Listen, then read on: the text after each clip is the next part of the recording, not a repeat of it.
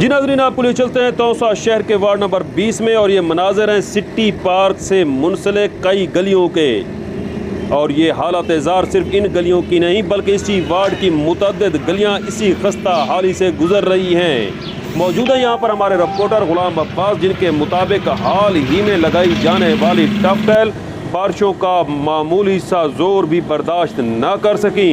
रात होने वाली बारिश की वजह से ये टफटेल मुतअद्दिद जगहों से न सिर्फ बैठ चुकी है बल्कि टूट फूट का शिकार भी है। ठेकेदार की नाक़िस हिकमत अमली, 2 नंबर मटीरियल और करप्शन की वजह से हुकूमत का दिया जाने वाला करोड़ों रुपयों का तरक्याती फंड खड़े लाइन लग रहा है।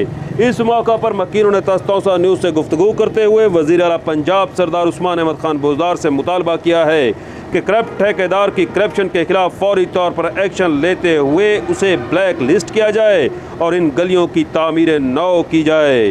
गुलाम अब्बास के साथ सुहेल शहजाद।